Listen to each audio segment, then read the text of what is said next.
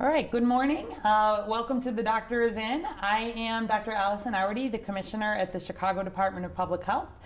Today is Thursday, and we have a special guest with us today. This is Lisa Morrison Butler. She's the Commissioner at the city's Department of Family and Support Services, or what we sometimes call DFSS. So DFSS is the agency that does all kinds of work, hundreds of thousands of people across Chicago related to older Chicagoans, a lot of youth work, domestic violence, lots with residents experiencing homelessness, all kinds of things for social services. So start putting in questions right now for her.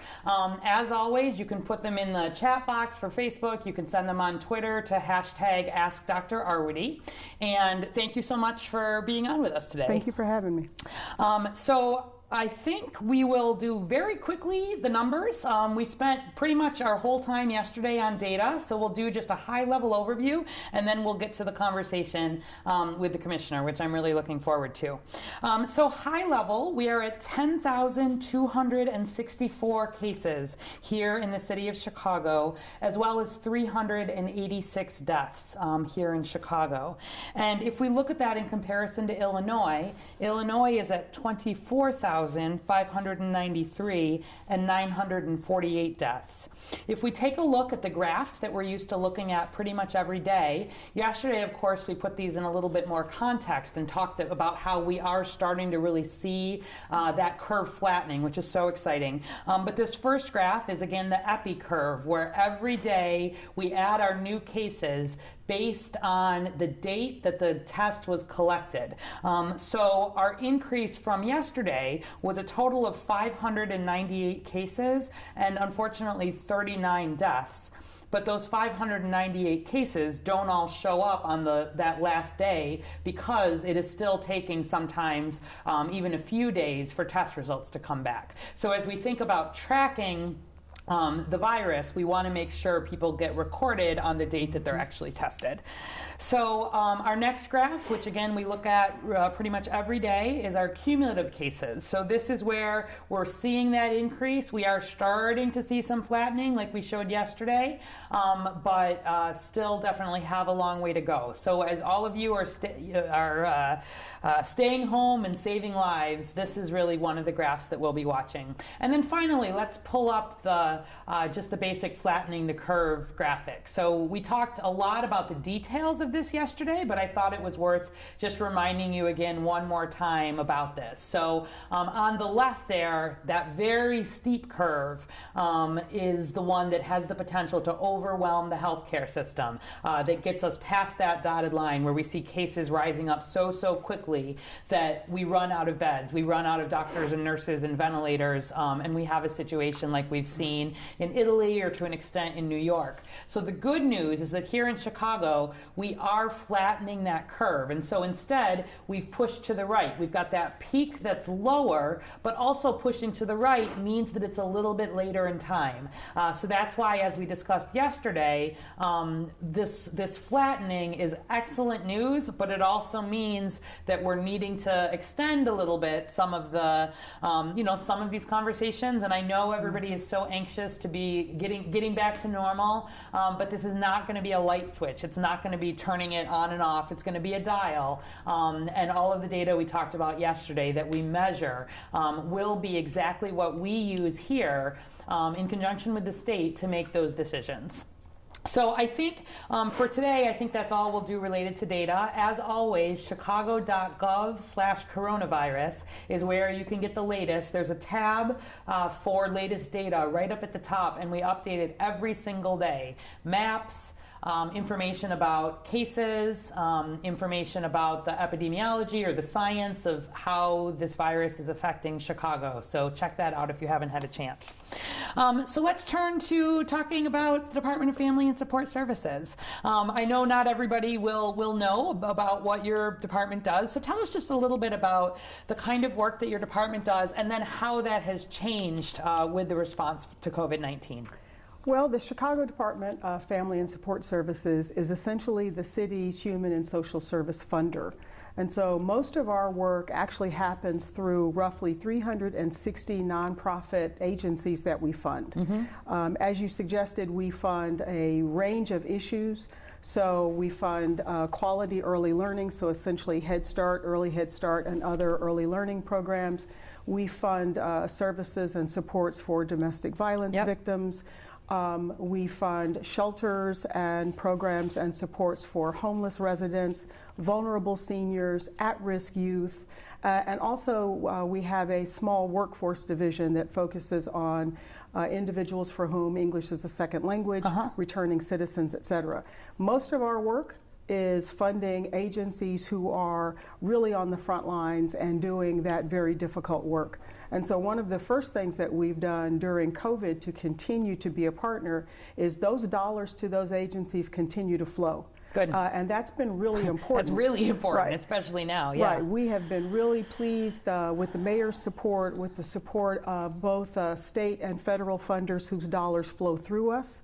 We're still paying all of our agencies for the work that they would normally be doing for DFSS. And that allows those agencies to stay whole, to keep their staffs in place, because we all know that there will be a post-COVID world, and we want to make sure that we are holding those nonprofits whole so that they're prepared to be there for people when we all get back to work.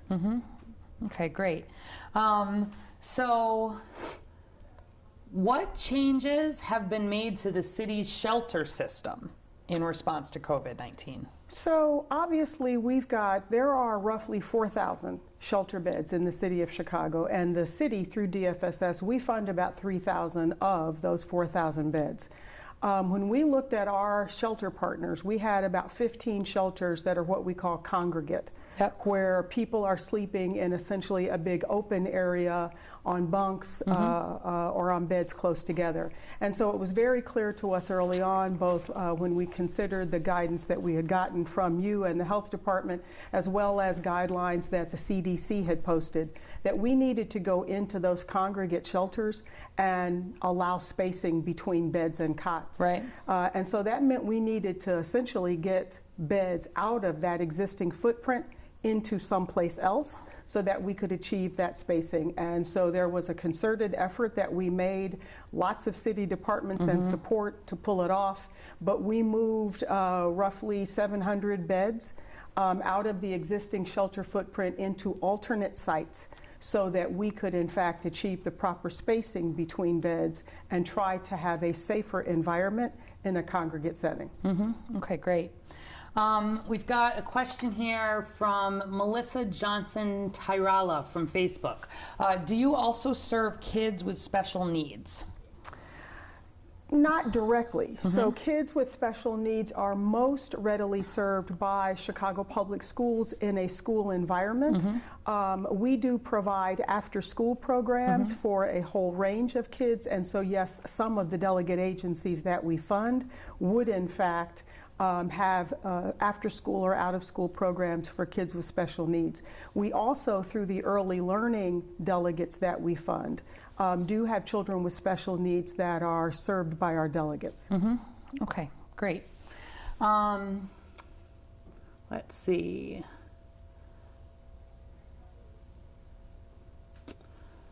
Question related to domestic violence. Have you seen changes in domestic violence rates?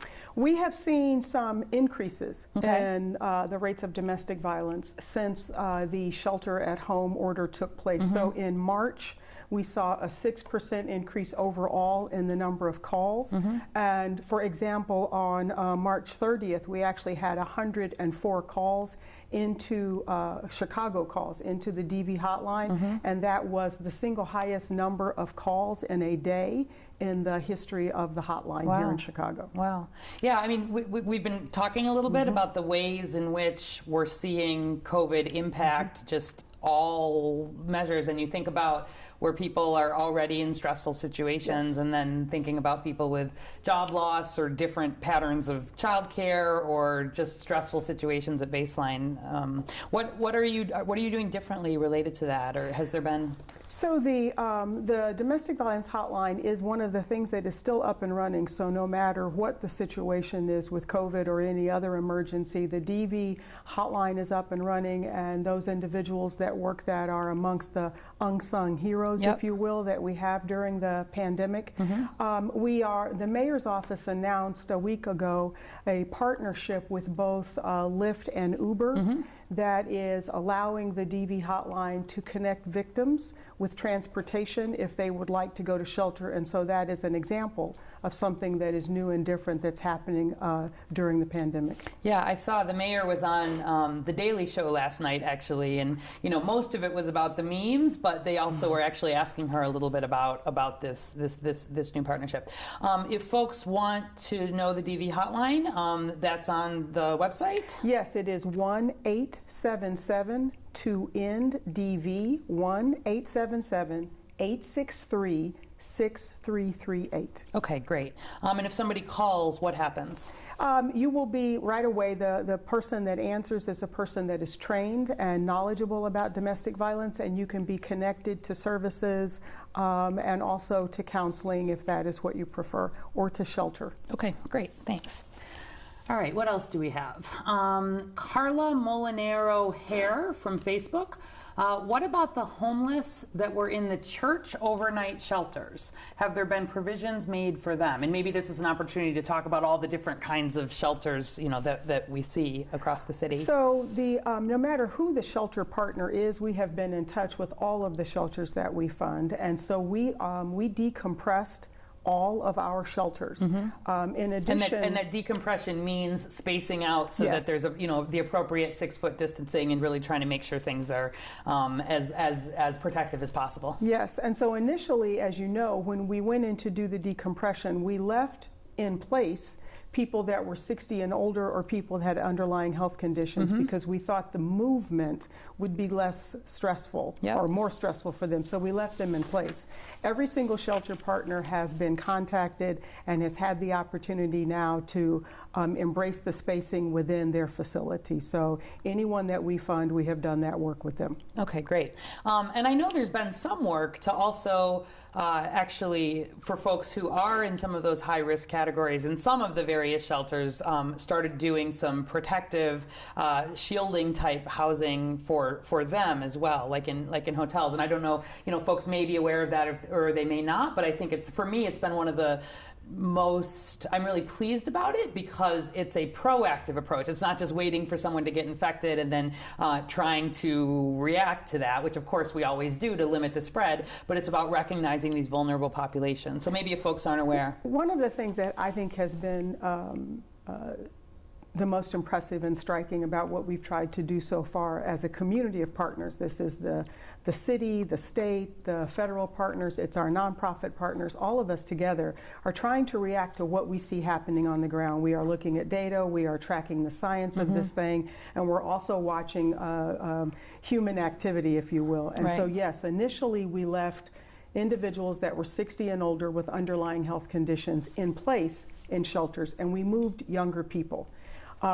As we then got better and better information on what's happening in the homeless population, there was a discussion that we had where we said maybe we need to go into those shelters and get those people that are 60 and older with those underlying health conditions and put them into safer housing altogether. And that's the move that you're talking about.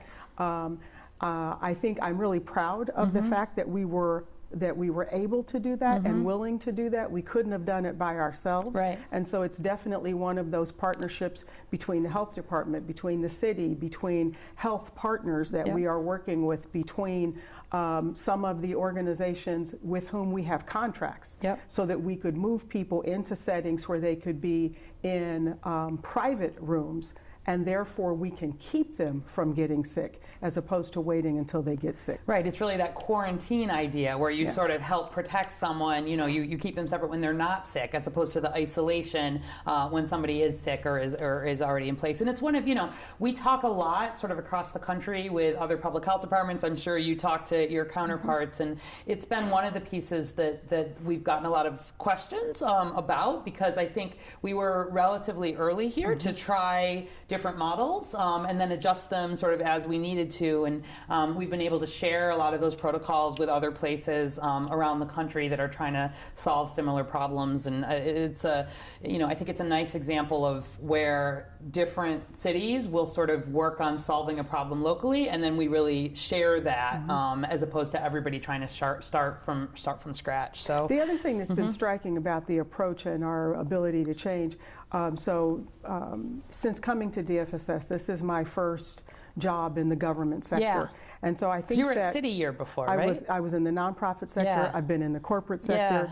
And so coming into government, I thought of government as being slow to react. And I do think that that's a fair criticism on most days. I will tell you that the last 3 weeks, the speed with which we are evolving our approach is really something to see. It is. Yeah, I would echo that so strongly. Like, we don't move very fast typically as city government. It's one of the things that is just, it sort of goes with the territory a little bit, and but we have to be fast on this. And so it's been remarkable, the same thing at the health department, to really be able to move things with a speed that is just unlike how we're normally able to do. And that has been a citywide effort. The budget department, the human resources, like everybody really stepping up and working on figuring out how to do different processes, recognizing that in an emergency you need to make sure you've got all the appropriate oversight in place, but still that we need to really get things done. So I would agree, it's been one of the things that's felt the most different in a lot of ways over the last few weeks. All right. Let's see. Oh, someone's just got a question. How many Chicago residents are homeless or are in shelter normally? So there are different statistics around that, and we never shy away from the range of numbers. So there is a thing called the point in time count. The federal government, if you get HUD funding from Housing and Urban Development, you're required to do the point in time count. That happens every January. Last year in 2019, when we did the point in time count, our numbers, I believe, were right over 6,000. There are 4,000 shelter beds in the city, which means there's then approximately 2,000 people that are unsheltered. We never try to convince anyone that point in time count number is the only data point. Our colleagues, for example, at the Chicago Coalition for the Homeless also track what are called unstably housed individuals, and these are people that may be couch surfing. If you are looking at that number, that is much bigger than the people that are either in shelter or on the street, and that number can be upwards of 80,000. 80,000. 80,000. Wow. Those are individuals that, like I said, might be couch surfing, maybe are staying with a family member or relative. It is a less than optimal circumstance and can also be very stressful, but they are not technically on the street. Okay. Sylvia Billy at Facebook is wondering, we might not fully have the answer to this, but is wondering, will there be Park District or summer camp or other programs for kids in July?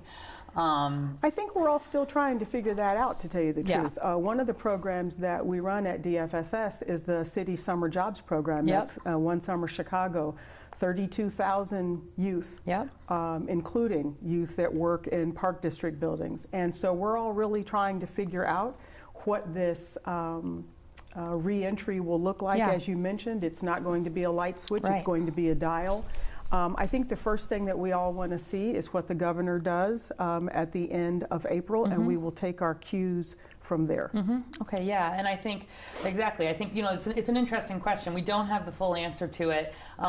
Some of the things we think about, of course, are vulnerable populations, and where you think about, certainly our data, as we've talked about every day, has been, what's been true in Chicago has been true around the world, that young people really, by and large, even if they do get infected, it's really unusual for them to be seriously ill. It's very unusual to see deaths, and so we think in some ways about that being a group that's certainly easier to imagine being out and starting to do some of this, but then at the same time, if you think about the potential for people to be able to spread virus and may not know it, and that interaction, so we'll see. You've heard the mayor say that we're really trying to take this one decision at a time and not be trying to plan for things many months in the future. So everybody's got a lot of these questions. Right now, we know we're still, we're flattening, but we're still on that upward trajectory, and we really do need to be coming down. We need to have testing. We need to have some other things fully, more in place than we do right now,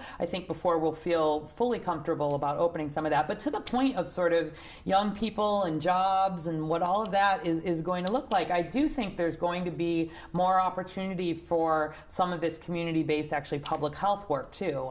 We've talked about, when Candace Moore was here the other day, some of this race equity rapid response, which is very community-based, making sure that information and testing eventually, and vaccine down the line, that we're really making sure that that's reaching everyone in Chicago, especially in areas or segments of the population that are being disproportionately infected. And you've heard us talk about this, but maybe we'll just take 1 second and remind people, because we haven't looked at these in a few days. If we look at our deaths especially,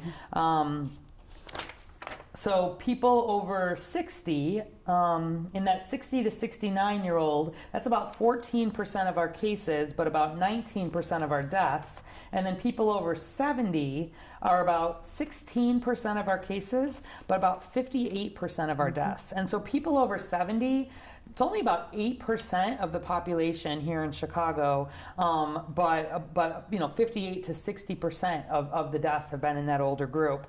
And then similarly, if we look at our race ethnicity data, so right now we've talked a lot about how especially Black, non-Latinx or non-Hispanic Chicagoans are about 30% of Chicago's population. Right now our numbers show about 48% of our cases have been in African Americans in Chicago, and about 62% of our deaths have been. So still really disproportionately affecting that group. And we've been pushing testing. We still have higher testing rates among African Americans as well, which is good, because we want to make sure, again, that testing is getting there, but we have a long way to go. And so, thinking about what we're doing, not just to respond to cases, but to think about as we're coming out of the other side of this, and the work that's going to need to be done to get resources, to get testing, to get vaccination, to get information out. I think there will be additional opportunities for some of these, jobs and programs in partnership with community organizations for COVID, and then maybe even more long term. So more to come on that for sure. Let's see. Here's a good one. What about the current crisis worries you the most? I think the thing that I am most concerned about, especially these last couple of days, is that the social service network is on the back end of COVID going to see a huge increase in demand for human and social services. And the agencies that we fund at DFSS and all the ones that we don't fund have already stepped up during this crisis in a way that is really striking. And these are agencies that have the slimmest margins on a good day. There's not a lot of extra money. There's not a lot of extra staff. And so to think about how we prepare as a community of nonprofit agencies and those of us that fund them, how do we prepare and get ready for the spike in need that could come about at the end of COVID? We are perhaps looking at increases in unemployment that could really, really be striking. And that will mean that there will be more and more people looking for support with food programs, more and more people looking for support finding jobs, more and more people who need help with rental assistance, et cetera. And that community of agencies that's the framework in Chicago that we rely on to get that done. And so I am very concerned right now with those agencies and with their leaders. We want to do everything we can to try to support them. As I mentioned when we first got started, one of the ways that we've been supporting folks is with the help of all of those who fund us. Yep. So the federal dollars, the state dollars, and the local dollars that flow through DFSS are still flowing to those 360 agencies. We want to keep people whole so that when the stay-at-home order is lifted, those nonprofit staffs are still in place and can come back to work. That's one really important component. But bringing additional dollars in long term so that we can keep up with the increase in demand, I think that right now that is the thing that is on my mind today. Yeah, absolutely. I think, this has exposed sort of where we've got holes in that safety net, and all of these organizations that step up every day to try to fill it. When those holes are getting bigger, what does it take to protect those organizations And I've been struck, and Lord knows I'm biased, so I'm not even trying to pretend to anybody that I am not biased here. I find it striking that the sector of the economy that is the most fragile is the sector of the economy that we will all be relying on as we move forward to get us through this. And so I hope that just as the federal government, the state of Illinois, the city of Chicago has fought to keep these agencies whole, I do know behind the scenes that there are other philanthropic organizations that are raising their hand every day and saying, what can we do to help? And I hope that any Chicagoan who can help will also, in the weeks and months ahead, find an organization or a nonprofit whose work they are passionate about and support them so they can continue to do it. Yeah, absolutely. Great. All right, we'll take a few questions, probably a little bit more for me, but feel free to chime in. We've got Donna Scafidi Cameron from Facebook. I heard that if you had a flu shot, you can get a false negative reading on the COVID test. Is that true? No, that is not true. So the flu shot is to help protect you against influenza, which is a completely, totally separate virus from coronavirus. So I hope you got your flu shot because your flu shot helps protect you from the flu, from influenza, and you would not want to have the flu and coronavirus at the same time. You'd probably be even sicker. But whether or not you got a flu shot has absolutely no impact on whether you would get coronavirus or on any testing related to coronavirus. So good question. Let's see. Julie Segrist from Facebook. You might have an opinion on this one too. Am I supposed to stay completely away from my 85-year-old mother? Other people are going to visit her saying they're just not touching her and are staying 6 feet away. Can I go see her or not? So, you know my answer to this. So it is so hard right now because we're all having to keep separate as much as possible.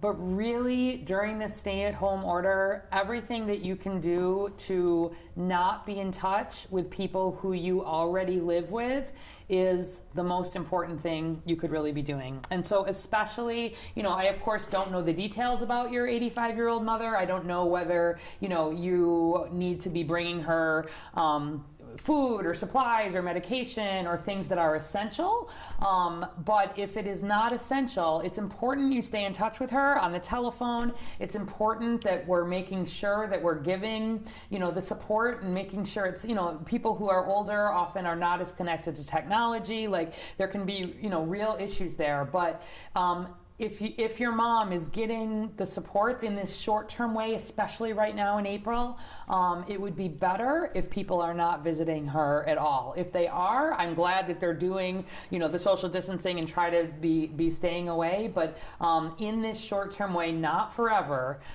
really trying to limit that. Do you have the thoughts on that? I would agree. We are very concerned right now about our senior residents, and we recognize that all of us who have older relatives are very concerned about them. Yep. But I would agree, we are concerned that if you have older relatives that are healthy and you are the one moving in and out, that you could expose them to something that they otherwise might have been safe from had they stayed inside their home. Right. You should know that one of the things that we've been doing through our Senior Services Division is working with the Mayor's Office and other partners to come up with what we're calling reassurance call scripts.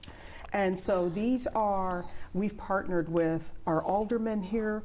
We've partnered with organizations like the Junior League, with ministers, in order to be able to make outgoing calls to seniors to just check in with them and see if they're okay. And so perhaps what we could do is make sure that your listeners could have access to that script, because it really is good and it runs through a lot of questions that you might want to ask your own relatives. Do you have access to food? If not, do you need a home delivered meal? How are you feeling? Are you coughing? And so there's just a whole lot of really good questions there that might allow her to feel like she's still supporting her grandmother, even while she's not taking the risk. Yeah, it's a great idea. We can make sure we get those on the website. We've got a lot of things on the website, but I don't know that we have that. So yeah, good. And there are resources, again, for all of these things available through the website. If there are people who are needing food or other assistance, mental health supports, etc., a lot of that's available. So for people who are worried, and we're all worried about people who are older or who have underlying conditions, for sure, ways to sort of offer that support and let them know you're there. Ideally, just limiting that contact right now as much as we can. Absolutely. All right, good. Okay, Julie Watkins from Facebook. Before we bring any groceries into our house, lots of grocery questions every day, we wipe the outside of each item with an antibacterial wipe except for our produce. Should we be concerned about contracting COVID-19 from the produce that we are just rinsing with water? Okay, we've addressed this a little bit before, but let's hit it again, because I know groceries are people have a lot of questions about that. So, first of all, I think it's fine if you're doing that wiping. It's not the most important thing, though. We've talked about this, that really the most important thing related to going to the grocery store is the people more than the things, is really keeping that 6 foot of distance. We talk about you wear that cloth face covering. That's more really about in case you had COVID-19 and didn't realize it. Because, of course, if you're having any symptoms, if you're feeling sick, even a little bit sick, it is the law in Chicago that you must stay home right now. But assuming that you feel fine, we know that in some percentage of people, they can have COVID and not know it, or be in the time period before the symptoms have really developed. And so the main goal of these cloth face coverings is that if you're in a setting where you can't maintain that 6 foot distance, in case you yourself had COVID, that helps keep your germs from getting out or getting as far as they would otherwise. And so, put the mask on. And we've talked about making sure that you're doing the hand washing, and we really talked through this, I think, 2 days ago in a lot of detail. So if you want to go back, all kinds of tips for safe grocery shopping. But then as you're coming home, the produce question specifically, I do not want you washing your produce with anything except water or something that is designed for cleaning produce.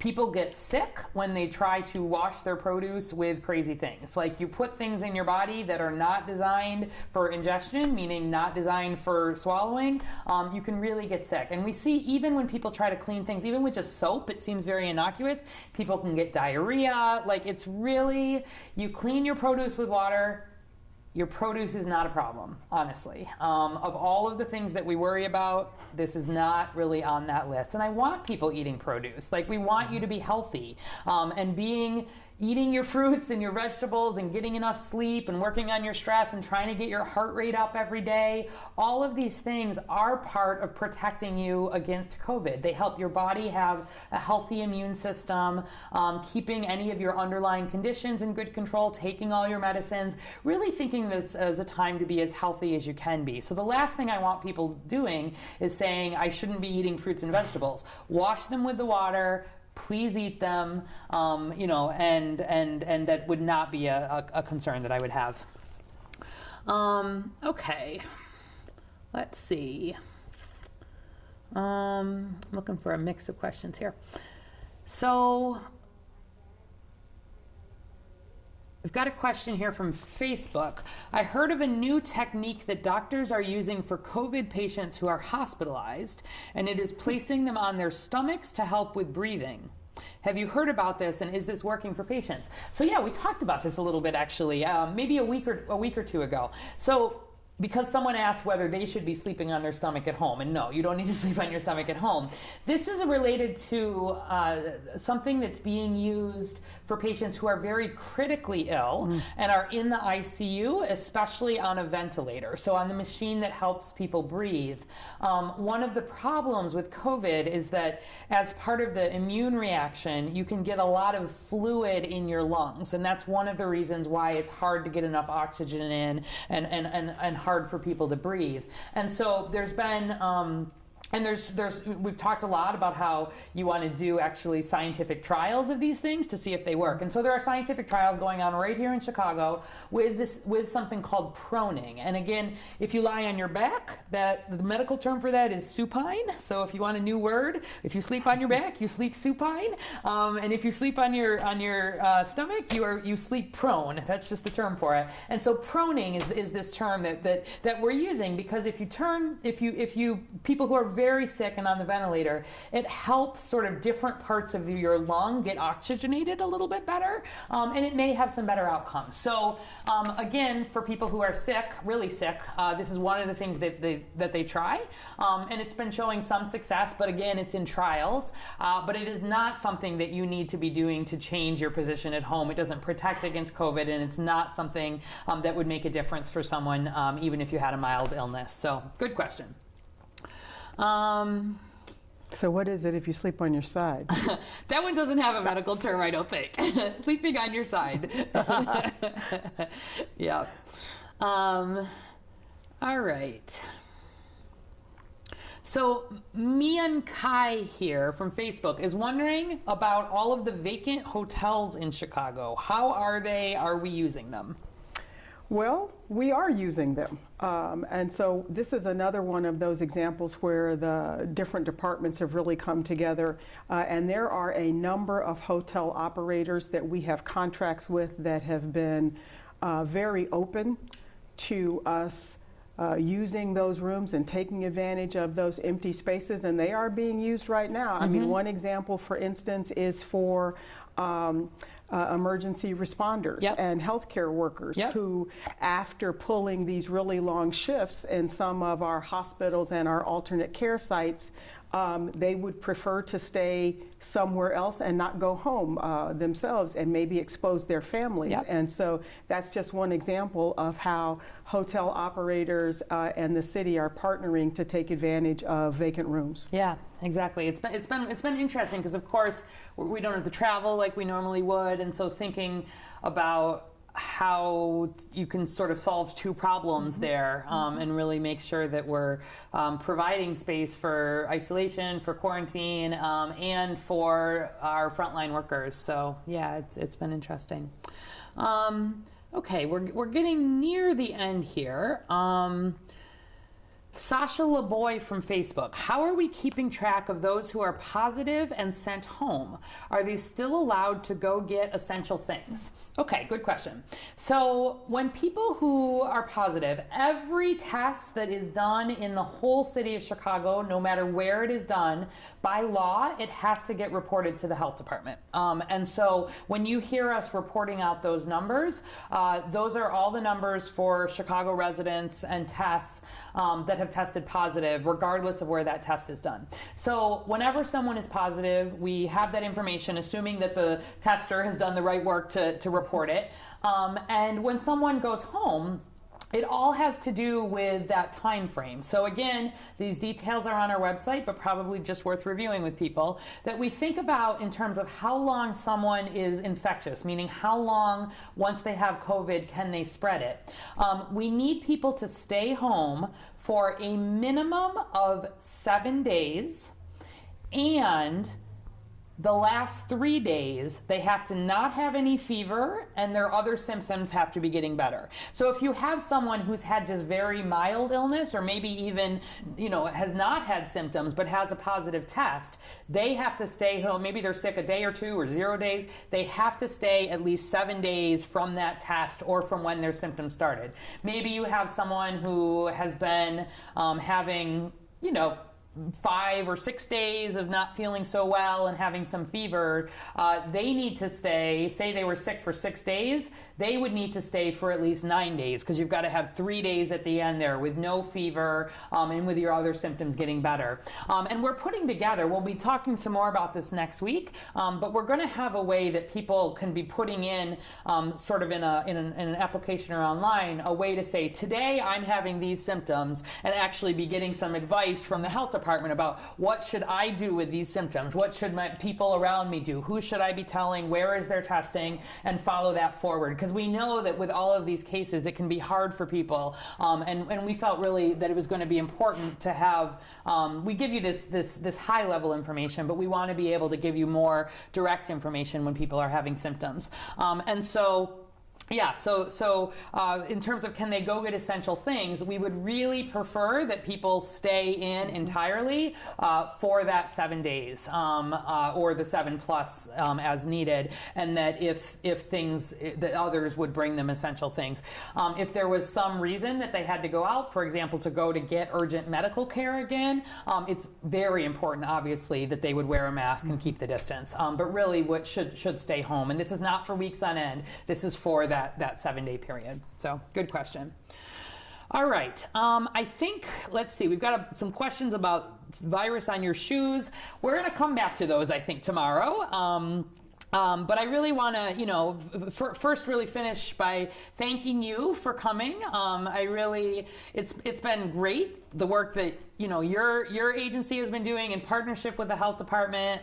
It's been a lot of problem solving. It's going to continue to be a lot of problem solving, but I think we share really the desire to make sure that people in Chicago, especially people who really need help, are getting that help with so many partners across all of the city. Anything that you want to add? And then at the end, we always end with some ideas of things people can do or good news. So anything you want to add there at the end? Well, I know that especially when we think about all the data and discussions around science, that this can feel very complicated. Yeah. I want people to understand that if you think you need help, just dial 311. It is the easiest thing. There are lots of direct numbers and hotlines. Don't worry about if you don't remember all of them. If you think you need help for any reason, call 311 and you will be connected to the right folks and the right resources to help you with whatever problem that you're having. In terms of how people can get involved, you can do things as simple as checking in with your elderly relatives or your elderly neighbors. I live in a high-rise building. There are a lot of older people in the building. And so if you've got an elderly neighbor that you haven't seen in a couple of days, check on them and see if they're doing okay. That's on the one end of the spectrum. On the other end of the spectrum, if you would like to support any of the organizations that are doing good work, and you have an organization in mind, go now. This would be a good time to financially support these organizations. We've gotten a lot of questions today specifically about homelessness. There's a wonderful organization called All Chicago. Go to their website and see if you can support them. That's www.allchicago.org. Great. All right. Thank you so much. Yeah, that 311, you literally just type 311 in your phone or your cell phone, and it will take you right there. It's the city's line to connect you to everything. So I think that's a good reminder because we talk about all of these things. So I have a short list of some good things that people can do. One is that if you haven't seen it, the mayor has a new video that is really about filling out your census while you stay home. It's got some funny pieces in it. It's part of the city's Make Yourself Count campaign. And again, filling out your census is how the city gets federal funding and how the city gets representation. And so it is absolutely essential that everybody do this. So check out that video and then fill out your census.